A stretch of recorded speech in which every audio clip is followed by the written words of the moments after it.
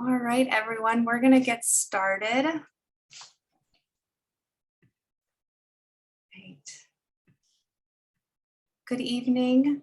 I'm Sarah Cocaro, Conservation Resource Manager for the Town of Greenwich Conservation Commission.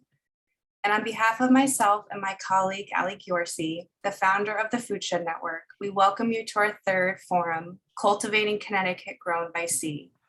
We extend a warm welcome to each of our panelists and our moderator for generously donating their time. And we thank our community partners for their promotional support. A special thanks to Jess Reed from In Greenwich, who is navigating the tech behind the scenes tonight. A few housekeeping items. The program will be 90 minutes with about 20 minutes at the end for questions. Please put your questions in the Q&A located at the bottom of your screen. This webinar will be recorded and will be posted on the Food Shed Network website. In the interest of time, we encourage you to visit the Greenwich Food System Forum webpage for the panelists' bios. If you're a Greenwich resident interested in learning about the many sustainability initiatives happening, please visit the town website, the Greenwich Sustainability Committee, Bicycle Task Force, Energy Commission, and the many organizations on the Conservation Caboodle webpage who are all doing excellent work. Ali and I like to begin our forums recognizing that we are part of a continuum of caring for and stewarding our lands and watersheds. This stewardship has been happening for many thousands of years and continues today for many different cultures and people of Connecticut. We hope tonight that we all learn a little bit more about how to sustain our waters, the plants and animals that live within the ecosystems, and the people that work in these areas, not just for ourselves, but for future generations. This is our third panel, and what a journey we have been on so far with the Greenwich Food System Forum. April's panel set the context for the industrialized food system. We heard from speakers who shared their cultural connection to food and how the knowledge of who they are as people is ingrained in the seeds that they sow. We looked in ways in which the industrial food system has been the driver of some of our biggest social and ecological challenges. In May, we got more granular. We engaged farmers and food entrepreneurs about what it's like to produce food in Connecticut and what their needs are to thrive in order to feed their communities. We heard about shared barriers, and we heard from all of their speakers about the needs to access capital and affordable lands, as well as their needs such as regional infrastructure, reliable consumer base, and having a robust network. Tonight, we're going to stay at a granular level, but look to our waters and the people that farm the plants and animals that call Long Island Sound home. We are very fortunate to have Roger Bougen moderate this evening's discussion. Roger is the chair of the Greenwich Shellfish Commission and is an advocate for shellfish production and harvest for both recreation and commercial purposes, as well as preservation and restoration of shellfish habitat and water quality here in Long Island Sound. We are so honored to have him here tonight. So settle in, sit back, relax, and enjoy the discussion.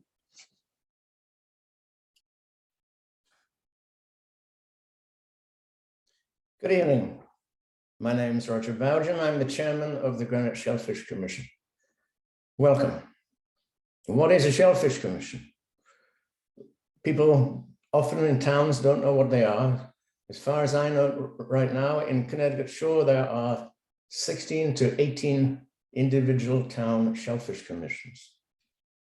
Each one has their own mandate, depending on where they are, but the majority of them are there to preserve, propagate, take care of the shellfish, grow them, and make sure that the waters are kept clean. Talking about keeping waters clean, we don't really have to do much about that. The shellfish do it themselves. Many people aren't aware that a 3-inch oyster can filter at least 50 gallons of water a day.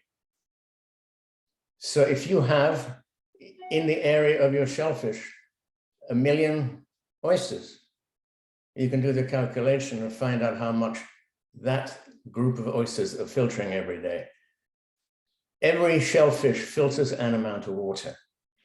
And when we're talking about sustainability of seafood, we need clean water.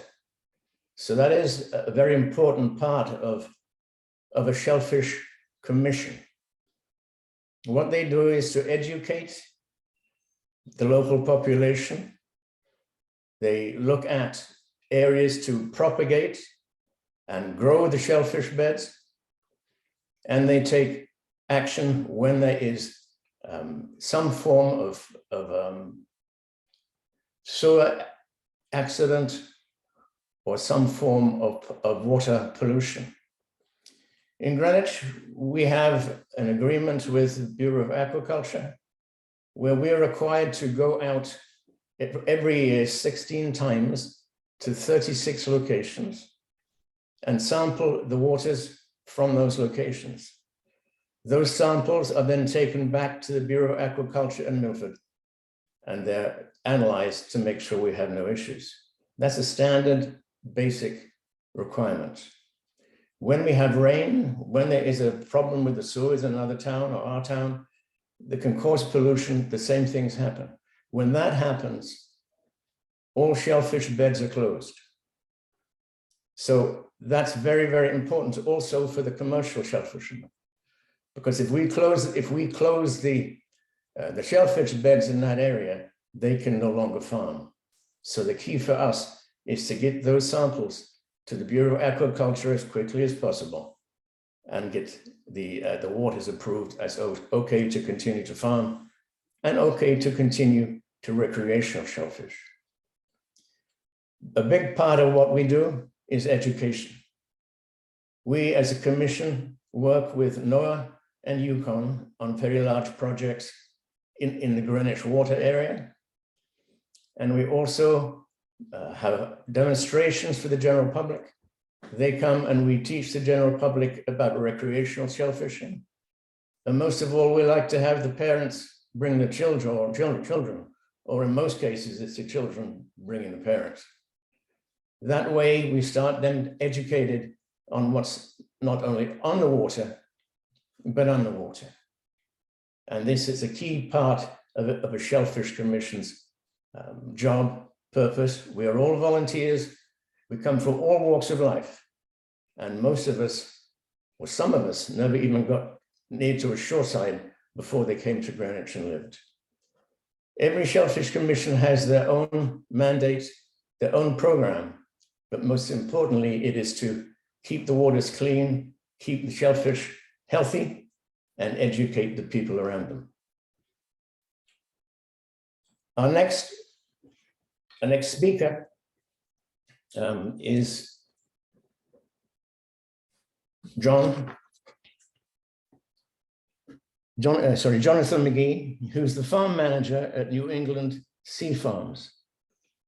John, welcome. Thank you, Roger.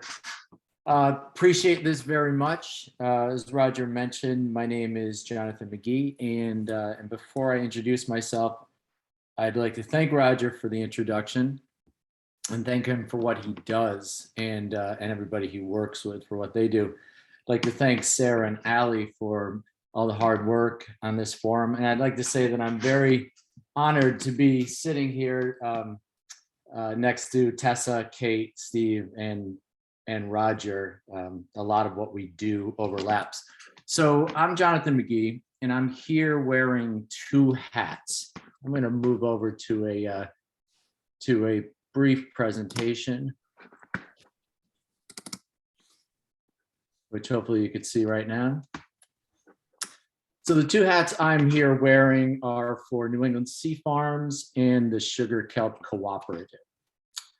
And it all is focused around our native seaweed, sugar kelp, native to the Long Island Sound.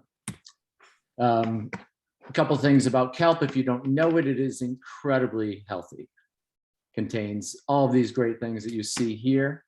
Omega-3s, incidentally, eating kelp and bypassing the fish skips the middleman because you're getting the omega-3s exactly where the fish get them. Although I love fish, so I can't do that myself. Major environmental benefits to cultivating sugar kelp. It's a regenerative crop. So it literally leaves the water healthier than it found the water. So It obviously requires no land because it's grown in the ocean. It requires no fertilizers, no pesticides, no fresh water. All it requires is what is in the water and the sun. And in growing, it's removing carbon and nitrogen from the water, creating healthier habitat in general, fighting ocean acidification, and pretty much doing more than you could really ask one food to do. So New England Sea Farms is my company. I started in 2019. It is a sugar kelp farm in Guilford, Connecticut, about a half mile offshore. And the whole purpose behind the farm is obviously to create sugar kelp, but overall to assist in resetting our entire food supply chain. We have, and I know we'll talk about it more later, but we have a food supply chain that is essentially broken. We have to move from eating crops grown in unsustainable manners, thousands of miles away and shipped into us. We have to eat locally. So that is why I started the company, that, and I love the Long Island Sound. So it was something that fit my lifestyle pretty well. Here is a chart showing where the farm is located. Off the coast of Guilford. It's essentially between Sachem Head and the Thimble Islands of Branford. It's a 5-acre site, and this is basically what the layout of the farm looks like. This was an early layout, and you see the parallel lines. Those represent kelp lines, 500 feet apiece. And you could see how that's laid out. Here's a cross section showing you how a line is basically set up. Won't spend much time on that, but just as a representation.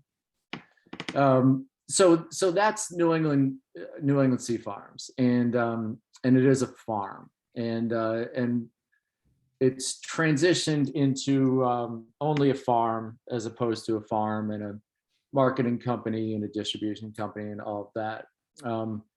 The Sugar Kelp Cooperative is the second hat that I'm wearing, and that is an entity that was created by myself and another local sugar kelp farmer. And we got together doing this because we needed to, basically. We needed to combine our efforts in tackling the challenges of bringing sugar kelp to market, because we know that sugar kelp is very good for you. We know it's very good for the environment.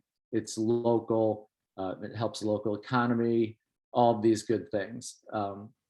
But the obstacles in growing the market are pretty daunting for a small kelp farmer.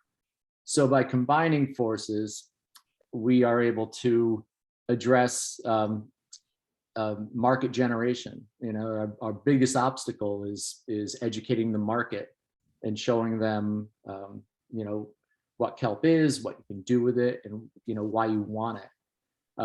So working on market generation together, and also working on processing and distribution. Very difficult to do it individually, but collectively we are experiencing success, and it's very exciting. We just started this a little over a year ago, and we base it in Stonington, Connecticut. We are 50-50 ownership right now between myself and Susie Flores of Stonington Kelp Company. We're restructuring this year, so we will be a minority and woman-owned business. It's a whole nother discussion, but we think that that's critical. So as the Sugar Kelp Cooperative, in terms of creating market awareness. The first thing we did, you see a couple slides here for a couple images that took place this year. We created what we call the New England Kelp Harvest, and it's essentially a restaurant harvest celebration week. So sugar kelp is grown in the winter. We start harvesting it in late March, and we're finishing up right now. And we decided that focusing on the harvest of this crop while we're collectively getting ready to plant new crops for the summer and everything was a really cool opportunity. And so we created the first New England Kelp Harvest last year. It was more successful than we had hoped, and therefore it became an annual event. So we did it again this year, even more successful. Basically, restaurants and other businesses, but breweries, distilleries, fish shops, utilized our kelp for that time period. And this year it was April 20th to May 1st. And they received a lot of marketing benefits and things like that. And what they did and what they're doing is the most important part of the market generation. And that's that their chefs are creating applications for the kelp. They're creating recipes and showing everybody what you can do with it. And if you haven't been to one of the first two, it'll be around next year. And you must stop by one of your restaurants to enjoy it. These chefs are so instrumental, and they just blow us away with what they do. So that's the marketing end. We also have growing processing operation and distribution. Our partners, obviously the cooperative.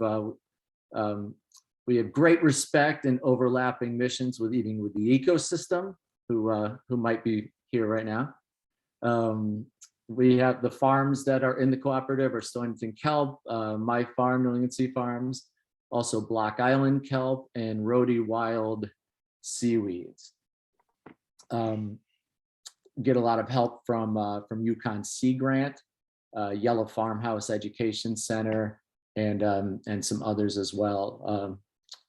I'd be remiss to not mention Southern Connecticut State University and their Project Blue that is putting a lot of effort behind all things blue economy.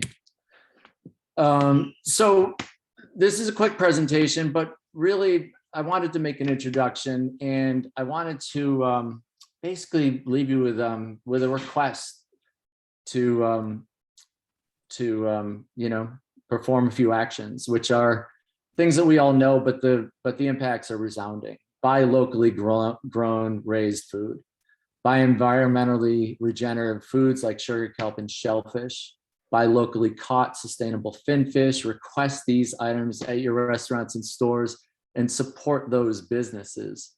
The best way we make changes is through how we vote with our dollars. I shouldn't say the best way, but a very important component to making changes is letting businesses know what is important to you and what you are going to get behind, and they will do that as well. So that is what I want to leave you with. I hope that we connect further in the future. You can find us on our websites and all of that, but please. Just please be cognizant of what you're supporting, what you're voting on, what you're buying. And I thank you for your time. John, thank you very much. I just need to make a quick reminder before we move to the next speaker. If anybody has any questions for John or anybody else, please use the chat function to enter your question, and we'll get to them during the Q&A session at the end of the program. John, again, many thanks. Our next speaker is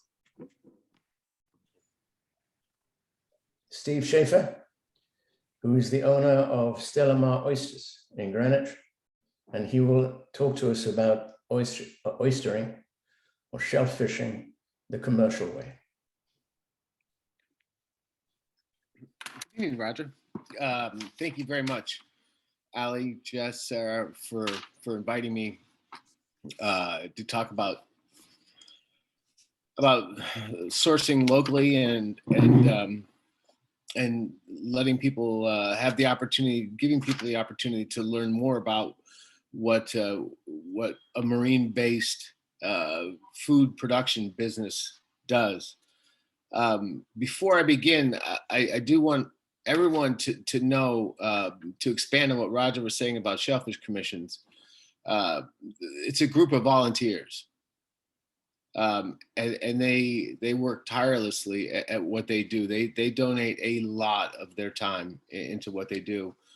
And my hat's off to them. I applaud them because I get the opportunity to see what they do behind the scenes often enough.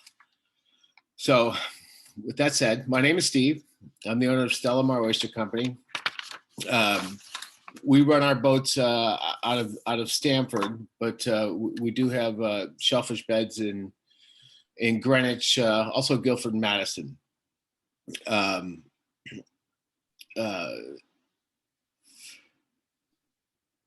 I'll go into how we raise our oysters in a minute, but I'd like to talk a little bit more about why we do it.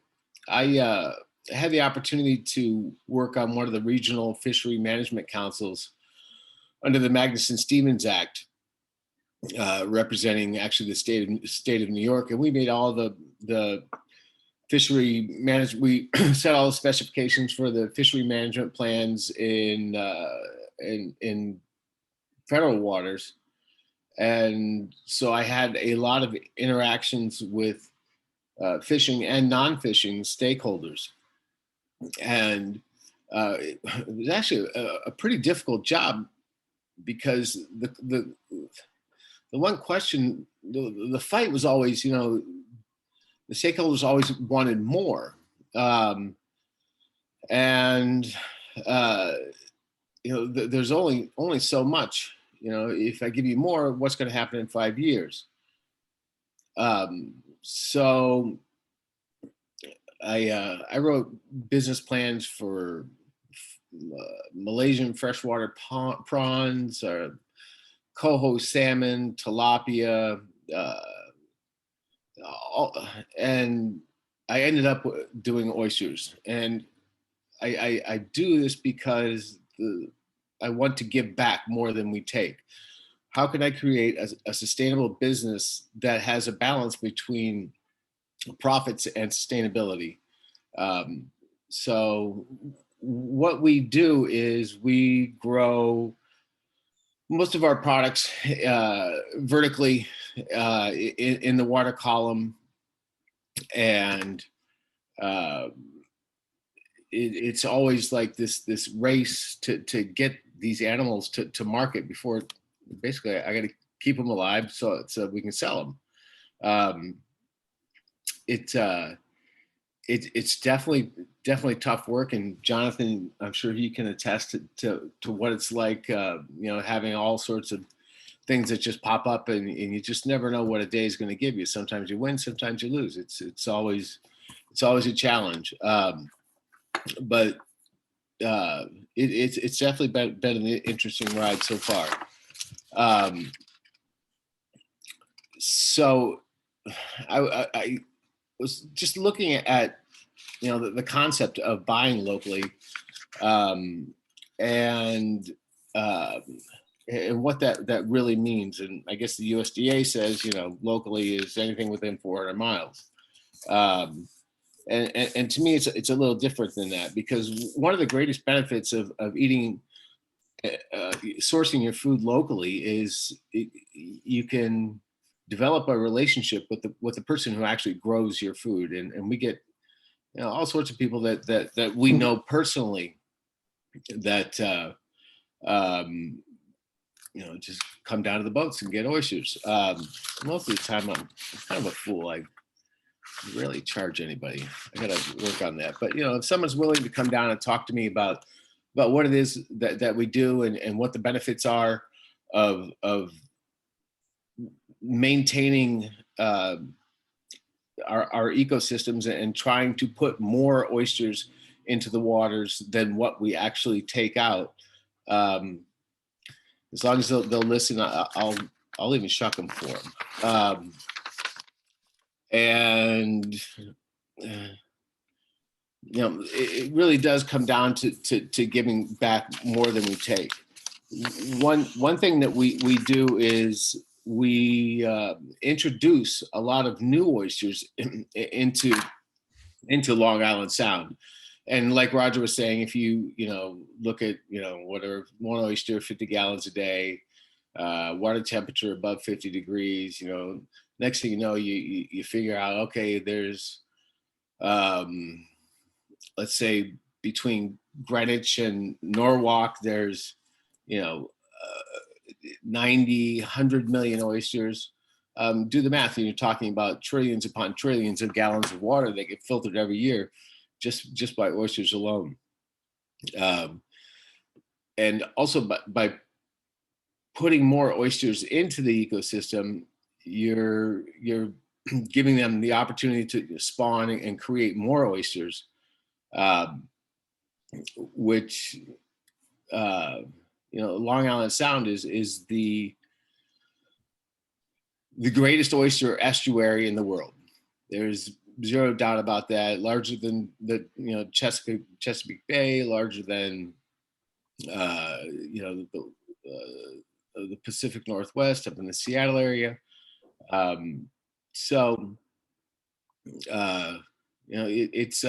It's extremely rewarding in that way. I would invite anybody to come down down to the docks at any time and just sit around, talk about oysters. I think we have maybe Bob Mazzone's out there. He's done it before. We just get the oyster knife out and have a few oysters. One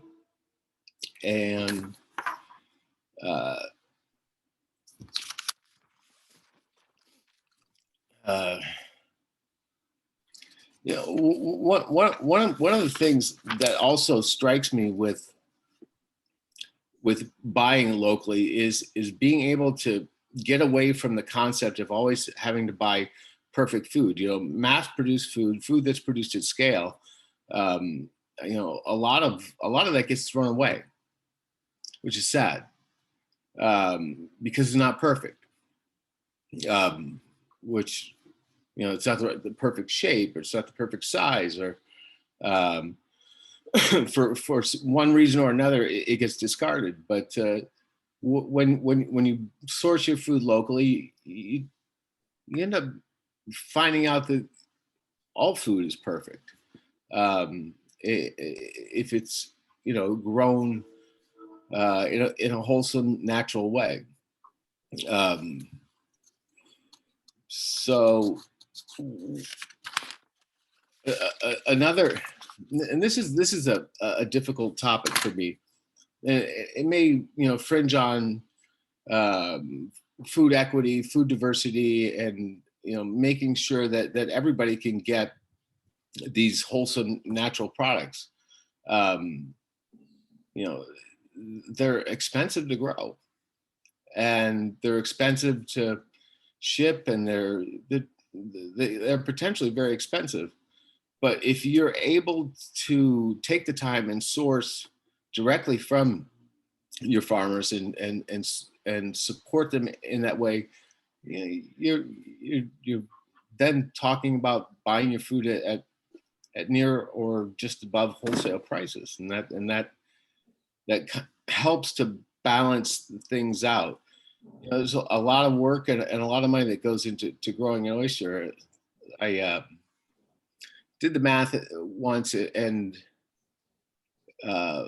not too long ago, and every time I touch an oyster, it adds about 2 cents in the value of the oyster. So let's say I spend 7 cents on the oyster. That oyster is going to be handled probably about 15 times before it makes it to market. So now that oyster is actually, somewhere up near 35 cents.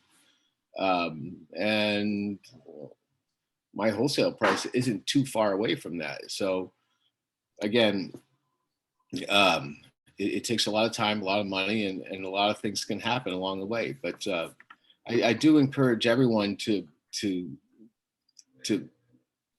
reach out if they have the opportunity to the people that grow food, and to establish a relationship with them, and you're off to the races. You'll get the best of the best, and that's that. So thank you very much for having me on today. Steve, thank you very much indeed. Obviously, we watch what goes on with oysters in this part of the world, and we look forward to seeing your business grow as we go, as the industry grows.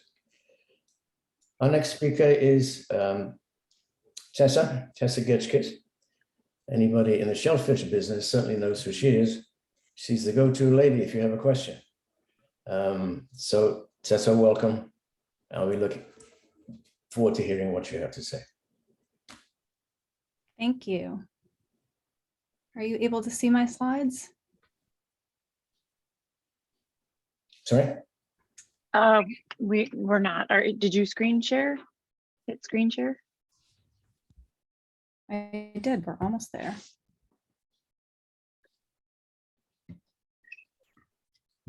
No, we can't see. I can't see them from this point. There's just a lag. I think we're almost there.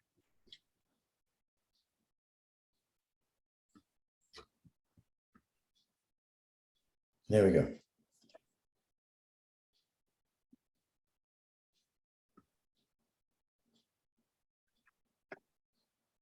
We good, Roger? Yep, you're good. Perfect. So I wanted to thank Sarah, Allie, and Jess, and Roger especially, for the invitation to participate in tonight's forum. It's really a pleasure to talk with you about Sea Grant's role in farming, fishing, and sustainable landscapes. But it's a particular pleasure to sit among this group of panelists. They are really the movers and shakers in the aquaculture world. They are the visionaries. They're involved in many of the efforts that Sea Grant either facilitates or funds in some way or is engaged in. And I'm really excited to talk with you about that tonight. So thanks again. So first of all, a little bit about who we are. Connecticut Sea Grant is a partnership between the National Oceanic and Atmospheric Administration and the state of Connecticut. We have offices at the University of Connecticut's Avery Point campus, and we have field staff who work in many different areas. Our mission is to generate and provide science-based information and tools to help residents in Connecticut and communities beyond Connecticut to balance diverse and coastal marine interests and also adapt to changing conditions. And so we have 4 different focus areas for those of you who aren't familiar with aquaculture. We focus on coastal ecosystems and watersheds. We focus on fisheries and aquaculture, which is what I will highlight tonight. We also work on building resilient communities and environmental literacy and workforce development. And with respect to shellfish and aquaculture, we're trying to protect the resources that we have to also grow fisheries and farming and to engage the public about how important they are. Of course, they're incredibly important to our economy, but also to the environment, and also they're part of our culture and marine heritage. Tessa? Yes. Apologies for interrupting. We're not in slideshow mode, presenting mode. Thank you for stopping me. Can you see my slides now? Yeah, sorry it took so long. I didn't want to interrupt. There, it looks great now. Thank you for interrupting. Okay, so my last slide didn't have any beautiful pictures anyway, so here we go. This is actually a great slide because this is a picture of when we were out in Greenwich last summer surveying some of the beds. So with Connecticut Sea Grant, we always start with needs assessment. So we're working with a variety of different groups in both the fisheries and aquaculture sectors, and we need to find out basically what are the issues and opportunities. We conduct a lot of public outreach and engagement, as I mentioned before. We develop information and tools based on those needs assessment. We conduct training in different fields that I'll talk about. We also fund research specific to aquaculture and fisheries, and then I'll talk about some rapid response projects. I thought it was really worthwhile to talk about the partnerships that we have, because Connecticut Sea Grant is a small organization and we do a lot of facilitation of projects, a lot of networking, working with other organizations like the Long Island Sound Study and other regional Sea Grant programs to fund different research and outreach initiatives. So these are just some of the organizations that we work with at Connecticut Sea Grant, just in the area of aquaculture and shell fisheries. There are so many more, but these groups really help to inform the work that we do. They help to implement the work that we do. Again, they help us in so many different areas. A lot of times we are just facilitating projects. So these partnerships are very incredible in terms of the experience and expertise that they bring to the table. And all of the speakers so far have talked about the value of shellfish and conservation commissions, and they're incredibly important. They are the local resource managers, they are the local experts, they're really out there in the field.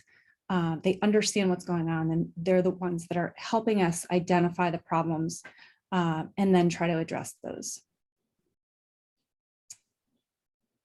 So just wanted to give you a little bit of background on public recreational harvest, aquaculture, and then our natural shellfish areas. We have, for recreational harvest, we have 15 towns that participate in these programs. You can go into those coastal towns and buy a permit that provides not only outdoor recreation, but again, what Roger mentioned, it's that opportunity to get people engaged in the conversation about water quality, about how what we do on land affects these shellfish harvest areas, and not just shellfish, our ability to eat the local seafood that's produced there, our ability to swim and fish. It's an incredibly important opportunity that we have to be able to expose people to all the values that these areas provide. So we have on average about 10,000 permits that are sold in these local towns, and that brings about $100,000 to the local economy. But when you add in the multiplier effect, it's actually millions of dollars, so greater than $2 million. So it's a really important sector, and again, that important engagement opportunity. And so how we contribute, we bring these shellfish commissions together every year to talk about how they're managing their local waters, changes that they see, and that often helps drive projects where we problem solve if there are water quality issues, if there are issues where development projects are being proposed where they might impact shellfish beds. That's a great opportunity for us to discuss those sorts of issues and how to address them. And we can identify different partners and sources of funding to address those issues. A lot of these towns also have community outreach events. So they have shellfish digs or environment days, Experience the Sound that Greenwich has. We try to support these events, attend these events if we can. And again, those are a great opportunity for the towns to showcase what they're doing in terms of recreational harvest, but also to engage the community about those water quality issues. We produce a guide to recreational shellfishing and also maps of harvest areas. And just to give you an idea of what some of these maps look like, that map on the left is the whole state, and all of those different green areas are the recreational shellfishing beds across the state. And then the inset on the right is focused on the Greenwich area. So you have a number of different areas where people can purchase a permit and harvest oysters and clams. We also have very important oyster habitats and other natural shellfish habitats in the state.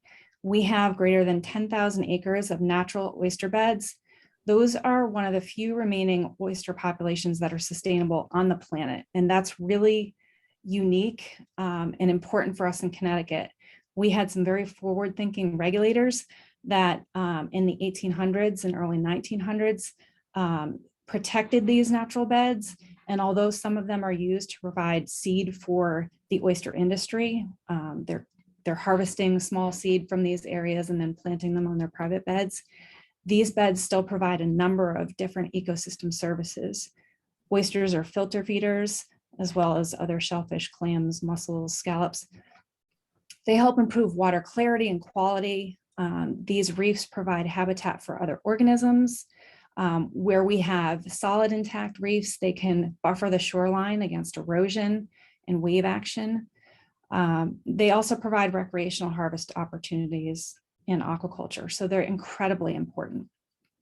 And we've been working with a number of different groups, many of those groups I mentioned on a few slides ago, to develop a guiding plan for restoration of these areas in our state.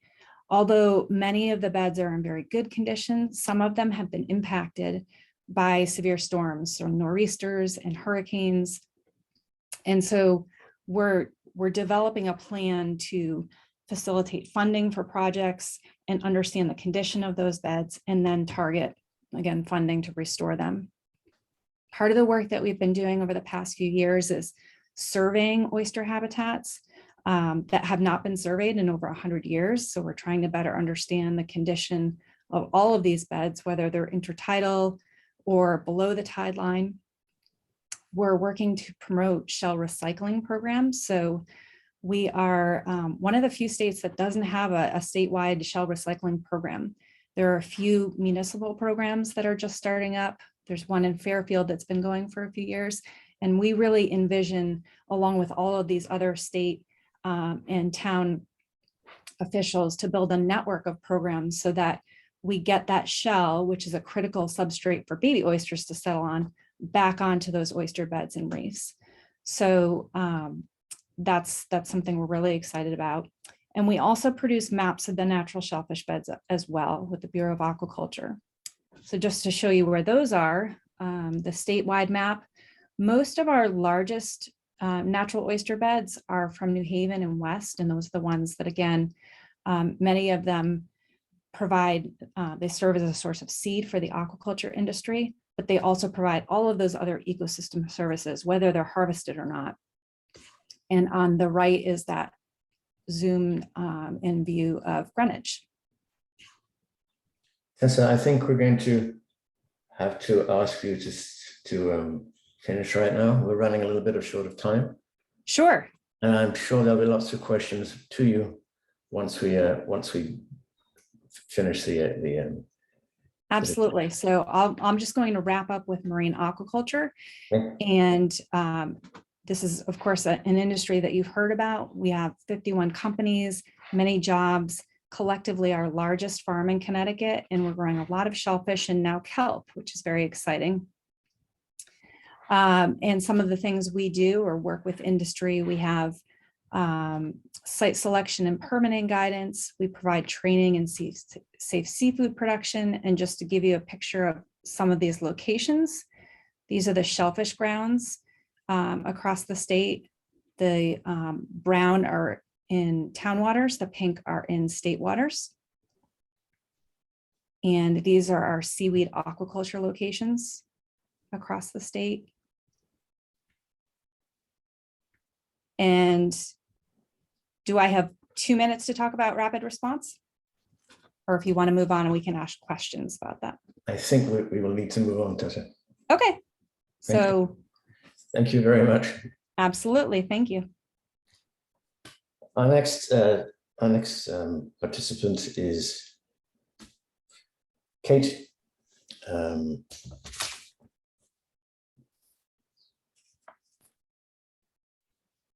Who's going to talk to us about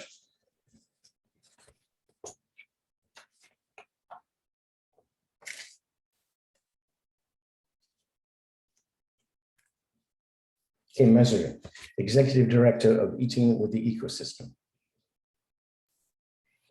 Thanks, Roger. So hi, everyone. As Roger said, I'm Kate Masery. I'm the Executive Director of Eating with the Ecosystem. And I'm just going to share my screen real quick. Can you guys see this okay? I'm going to hope Yes, for a looks yes. good. Okay. Eating with the Ecosystem, we're a small nonprofit. We're actually based in Rhode Island, but we do work all around New England to promote what we call a place-based approach to sustaining New England's wild seafood. And I want to talk to you guys about what that actually means. And we've heard a lot tonight from John and from Tessa and from Steve about the amazing aquaculture opportunities and businesses that are happening in the state.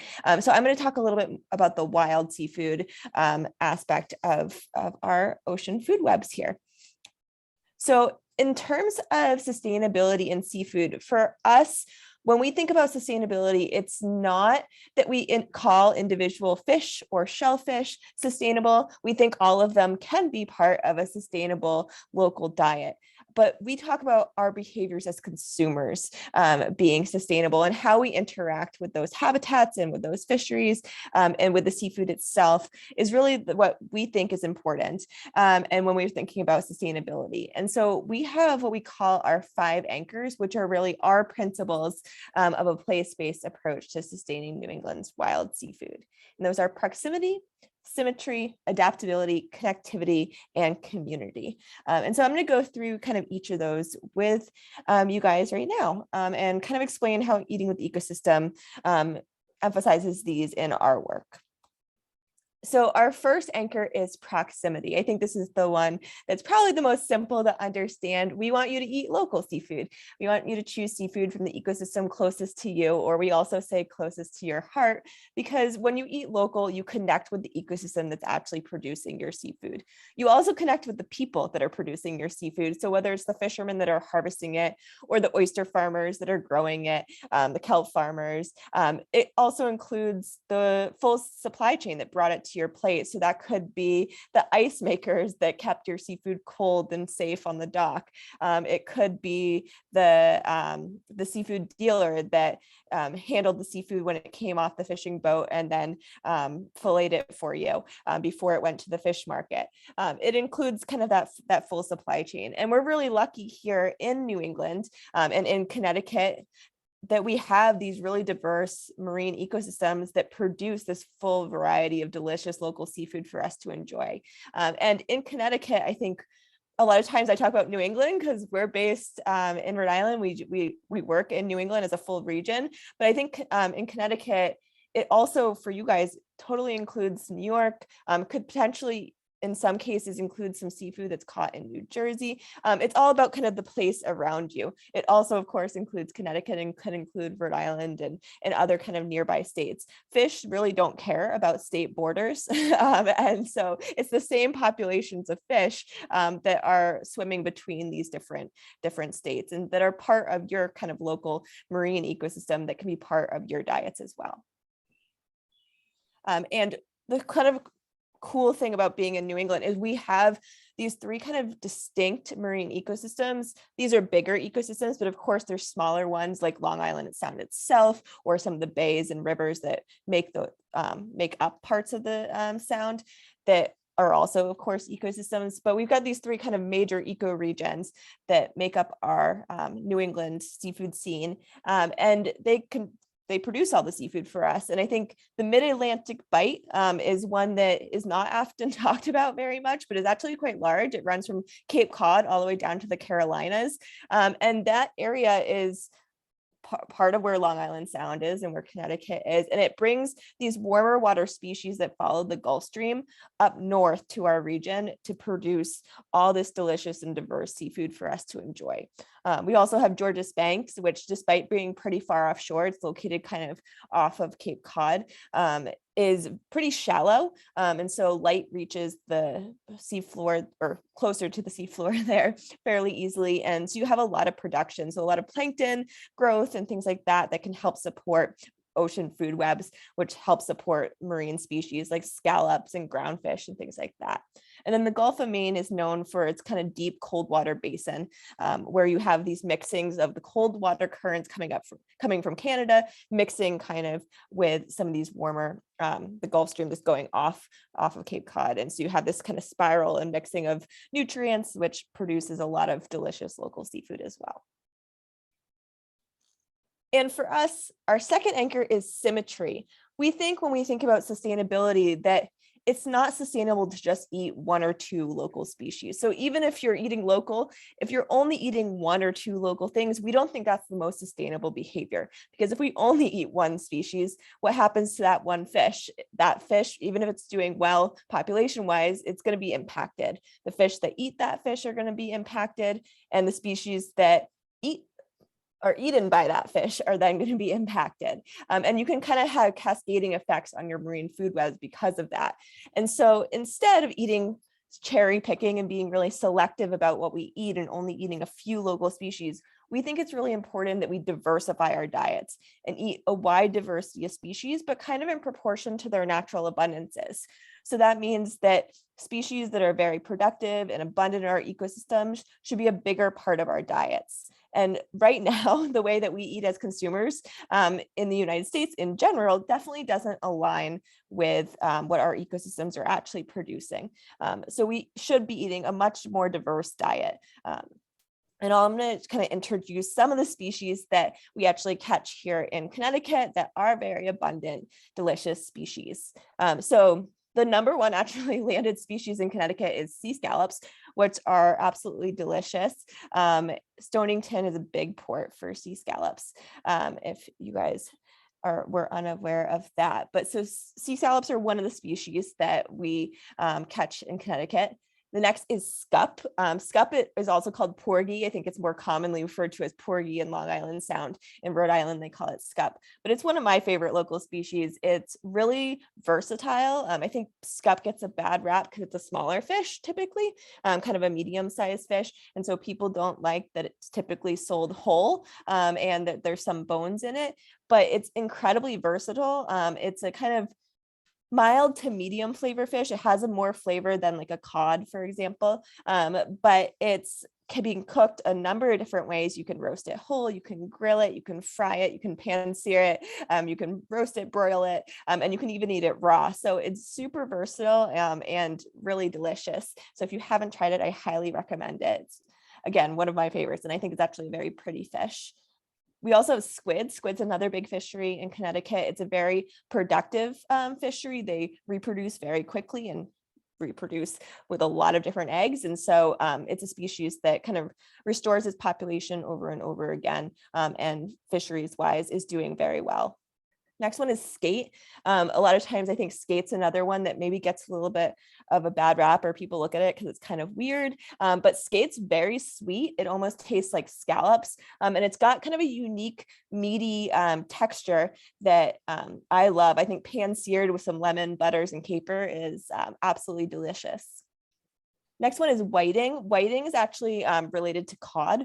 It's a ground fish. It is a very flaky, mild, delicate fish. So it's kind of sweet in flavor and very mild, white, flaky fish. It's got a much, it's a smaller fish, so typically sold whole, but you can get king whiting, which you can get a decent size fillet off of.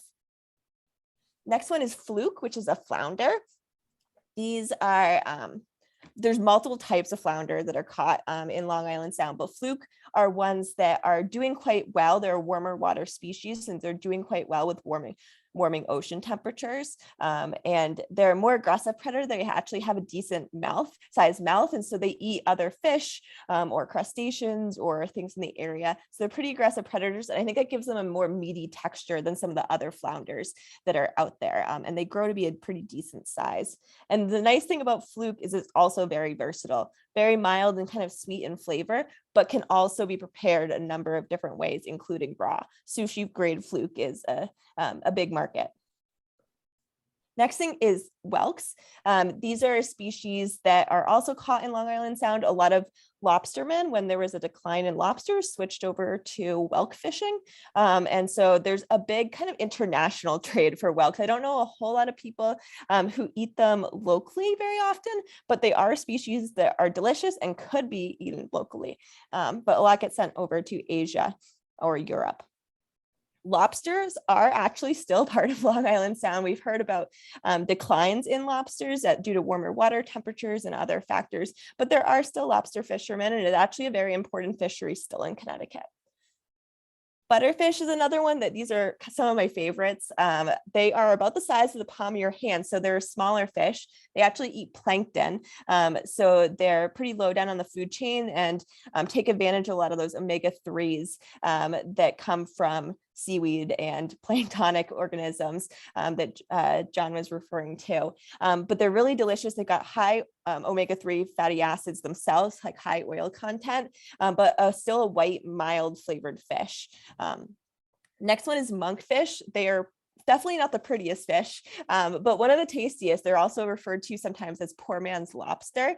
They are a very meaty fish, almost a lobster tail like in texture, and very sweet and buttery kind of in flavor. And then the next one is black sea bass.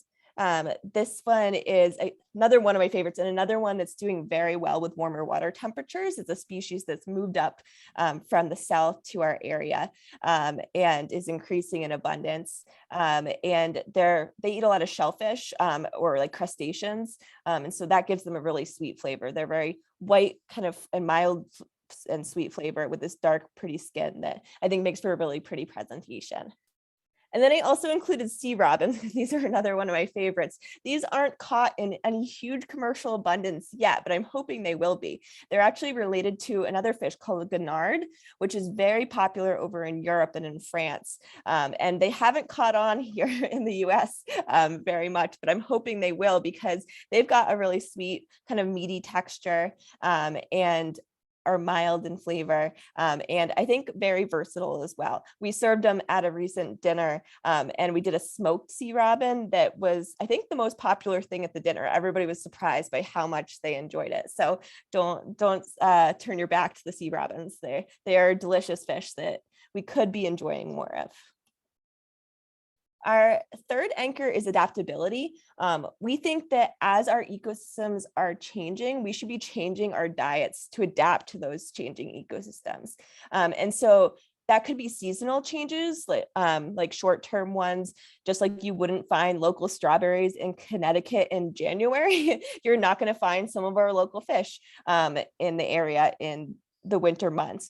But I think the seasonality and the changes in seasons and the different fish that it brings with it is what keeps things really interesting. And there are species that are available year round, and shellfish are a lot of those also, which is nice to be able to have those, like the oysters and hard shell clams like quahogs and things like that, as well as some kind of like winter skate is a great one year round. Squid also, there are a number of different species that are available. And then there's also long-term changes like due to climate change. And so I mentioned black sea bass being a species that's doing really well with warmer water temperatures. It's always existed in Long Island Sound, but the numbers of black sea bass have really increased over time. And I think are predicted to continue to increase. So as those continue to increase, we can actually increase the amount of black sea bass that we're eating kind of in our diets to help adapt to those changes.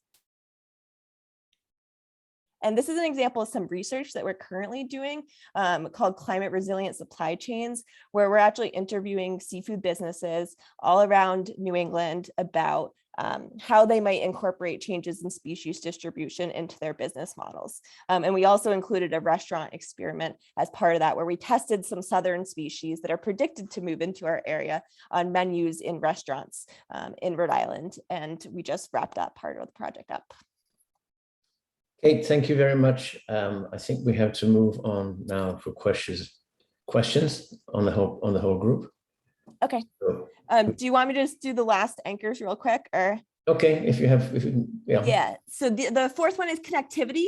We think that as sustainable consumers, we should be taking care of the habitats that produce our seafood. So that's things like using less chemical fertilizers on your lawn, things like using more biodegradable cleaning products.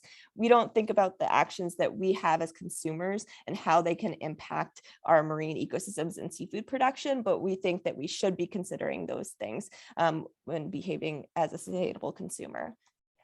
And then the last one is community.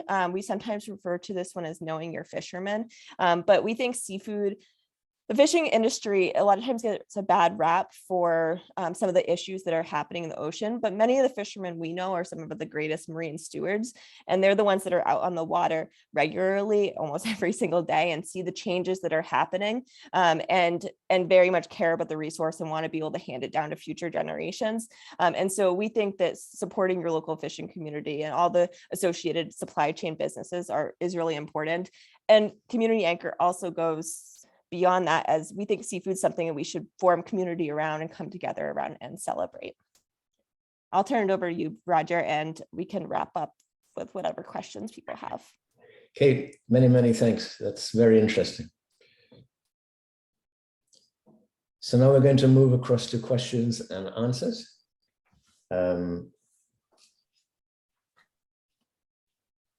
See if we can find the questions and answers.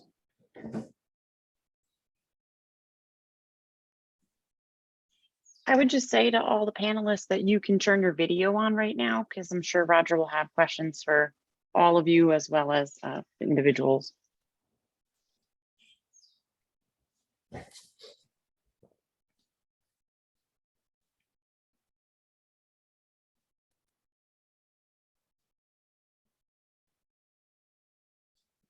Okay, let's see what we have here. I'm going to read from an email that was sent to me during the talks with the questions and answers, with the questions, and see how we get through the answers.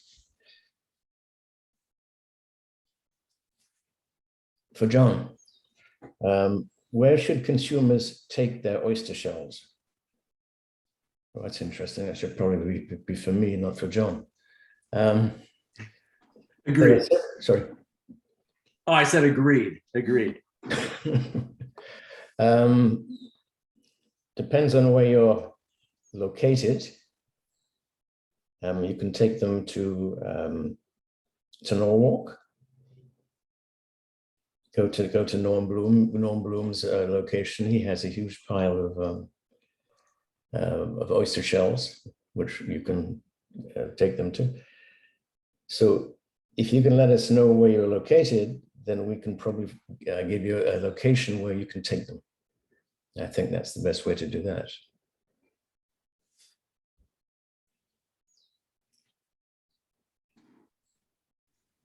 During Steve's presentation from Myra K, do commissions in various towns overlap? In other words, do you collaborate with others? Well, how many millions of oysters? How many millions of oysters are there, and how many can we sustainably harvest in Long Island Sound? In other words, how big of an economy is it? Steve, to you.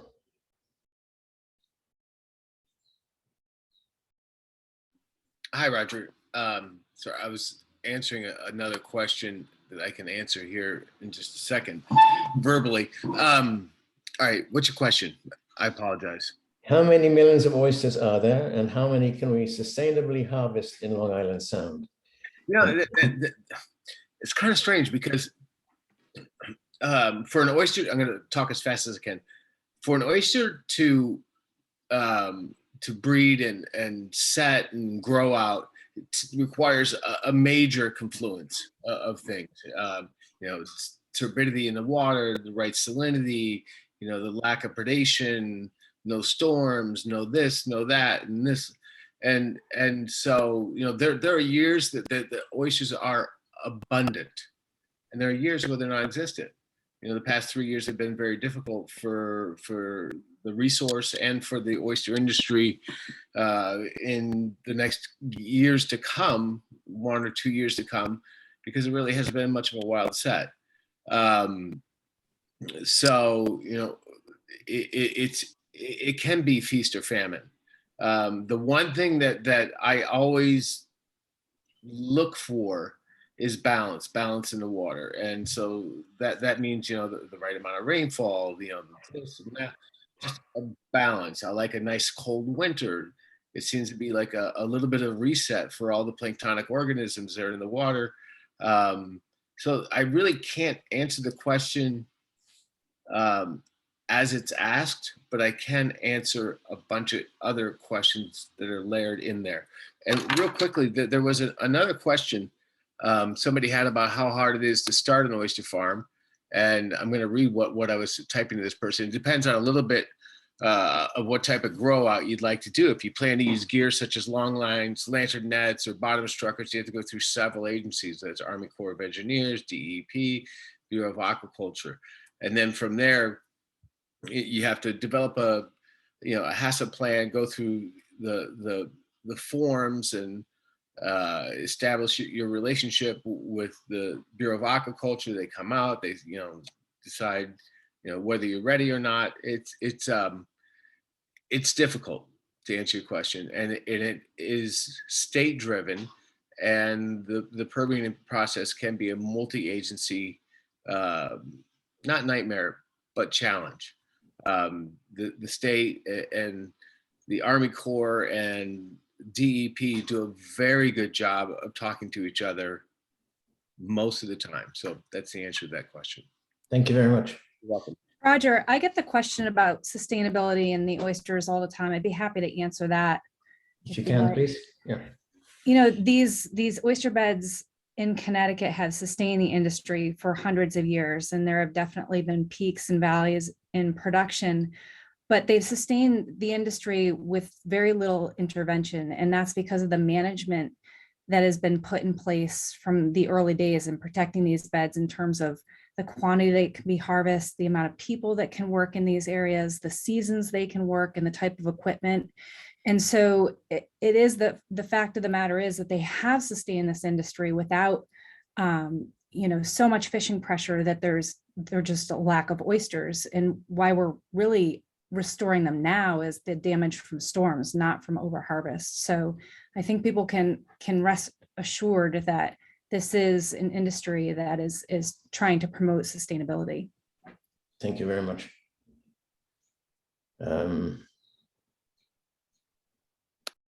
Another question.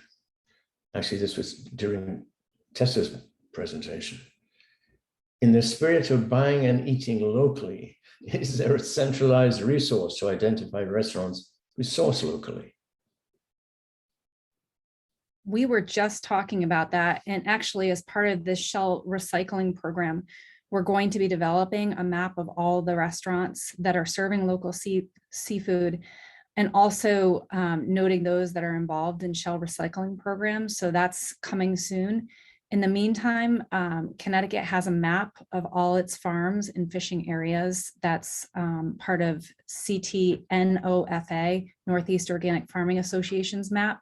So you can Google that and find where local seafood is harvested or farmed, in addition to other ag products. Interesting question. How often does Greenwich have sewage overflows due to storms? Actually, it's pretty limited. It does happen, but Greenwich has one of the more sophisticated sewer systems in this coast. So there is a lot of work gone into that.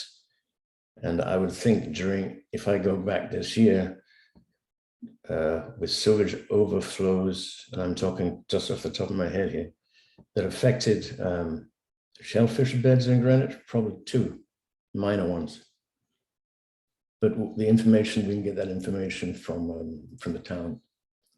That's the only correct way to get that information. And to add to what Roger just said, in terms of, sewage bypasses or anything that's storm related, the state operates under the Food and Drug Administration at the highest level of caution. The standards that are set are so strict. That it's a guarantee that the products that come out of Long Island Sound are safe, fresh, and very wholesome. Thank you. Another question, is kelp available in Greenwich? So, so kelp is, yeah, so Fjord Fish participated in New England Kelp Harvest 2021 and 2022. They supplied our local kelp in dried form to the community. I would guess that they are out right now, but I would check with them. And if they are out, please reach out to me, and I'll point you in the right direction. Thank you. See what else we have here.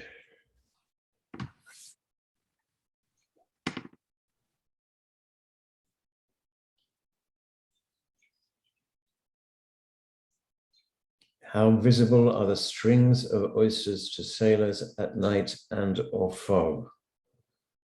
Are they noted on the NOAA charts? I think they probably mean strings of seaweed. What do you think, John? Because you don't really see strings of oysters. How visible are the strings of oysters to sailors at night and or fog? Are they noted on the NOAA charts? So the kelp lines, or the kelp sites, I'll say, are always marked with hazard buoys around the perimeter. I can't speak to how updated various charts are, but they should be there. They're certainly on state of Connecticut aquaculture and Sea Grants sites. The lines, kelp line typically sits about a meter below the surface of the water. But keep in mind, it's grown in the winter. So when most boating is occurring, the kelp is in the off season. But it would be, there's a couple things that the Department of Aquaculture take into account when going through the licensing process, and one is navigation routes. So they will not permit a site that is in a known area where there's a lot of boating activity. Okay, thanks. I don't see any more questions at the moment, unless they've come in recently. But one question for the panelists. What's your opinion on what's going to happen with climate change when it comes to the projects that you handle? I can start, then someone else can go after me. But I think that in terms of climate change, there's going to be some climate winners in terms of species and some kind of climate losers in terms of species in our area. So we're going to see some species that we are used to kind of moving north, most likely, and out of the region, but we're going to have other species move into the region and kind of take over those roles in those parts of the ecosystem. And so I think, and then there's other ones that are going to stick around and are going to be able to adapt. So I think that we're going to maybe see a shifting distribution of species, but I think that we'll still have plenty of local seafood for us to enjoy. And in terms of our work, helping consumers kind of utilize the species that are here and actually enjoy them and eat them, will be developing recipes and tools and resources that you guys can use. Thank you. Any other thoughts on that?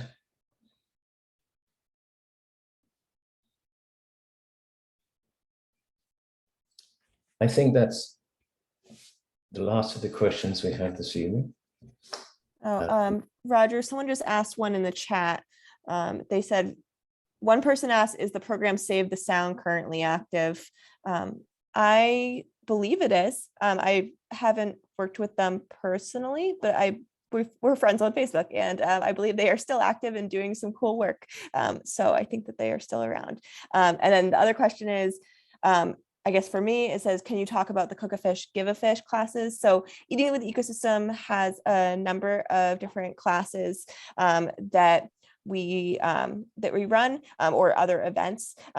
And our Cook a Fish, Give a Fish classes are actually online cooking classes that we've partnered with Cornell Cooperative Extension on, where we're teaching people how to cook with a variety of different local seafood species. And you can join via Zoom, kind of like tonight, and we'll have chefs teaching you from their kitchen how to prepare different local species. Our last one was on squid.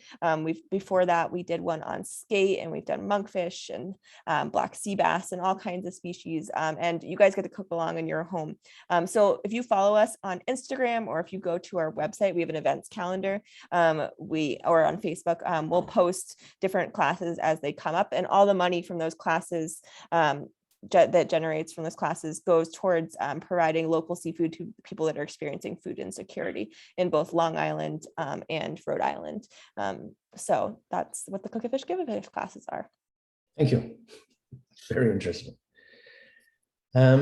Okay, as we close down, we wanted to give a plug to the Perot Library's in-person event on Wednesday, June the 15th at 7 p.m.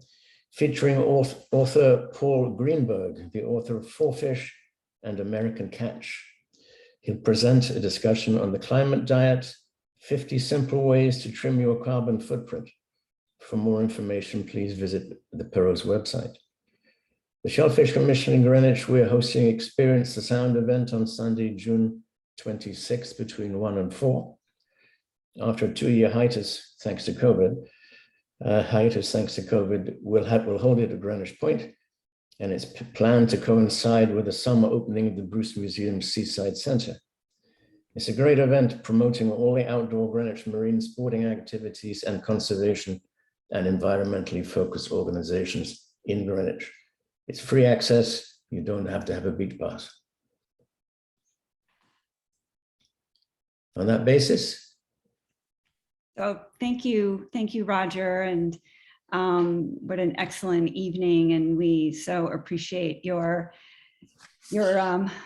moderation today. So thank you. And I too want to encourage everyone to sign up for Paul Greenberg's event at the Treasured Perot Library, the Climate Diet.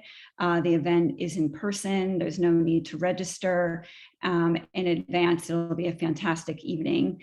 Also, Experience the Sound is one of the most special and fun events of the year. We hope to see you there. And also, Kate has an event coming up called Setting Our Table, Land and Sea on June 18th. Kate, I don't know if there's still tickets available to that. There are still tickets Connecticut? available. Yeah, and it's gonna be a great dinner, multi-course dinner that supports both Eating with the Ecosystem and another culinary nonprofit, Yellow Farmhouse. And it's gonna be a lot of local seafood and local produce, lots of kelp and oysters as well. Yeah, really fun dinner that we hope other people can join. That's great, and an excellent way to really learn and taste and get a better understanding of our watershed. So I just want to, in closing, offer a few remarks. The reoccurring themes throughout our 3 forums, critical to transforming our food system, is first, informed and educated consumers who understand how dire the problems are, and at the same time, really to be inspired by the life-generating solutions. And we learned a lot this evening, certainly, about these life-generating solutions, and throughout the last 2 forums as well. Our security and our planet depend on creative practices and choices. And the second is strengthened connections and relationships. And we certainly touched on that tonight, and touched on that through, again, the last couple of forums. Connecticut Food Systems Alliance, the Northeast Grain Shed Alliance, and the Sugar Kelp Cooperative are excellent examples. These issues are big and complex, and we can't do it alone. We have to build equitable, inclusive, and healthy networks. And as we restore these relationships and our relationships, we also restore our culture, our infrastructure, our water, and our land. So this officially concludes our first season of the Greenwich Food System Forum. Thank you everyone who made this possible. Jess Reed, our community partners, our panelists, moderators, and our participants along the way. We wouldn't be able to do this if you didn't show up, and the Greenwich Food System Forum provides a container for this important conversation. And we look forward to continuing the conversation in the fall. In September, we'll be reconvening after a break in the summer for Just Food, Access, Opportunity, and Economic Empowerment, Seasonality, a celebration of taste, place, and connection, and then Pathways to Engagement, Regenerating a Resilient Connecticut Food Shed. And that last forum in November, we'll talk about pathways to funding a regionalized, regenerative, equitable, and just food system. Very, very critical point there. So we're ending 5 minutes early. Thank you very much. Have a wonderful summer. Roger, thank you. Sarah, thank you. Everyone, have a great summer, and we hope to see you in the fall. Bye-bye. Thank you. Bye-bye.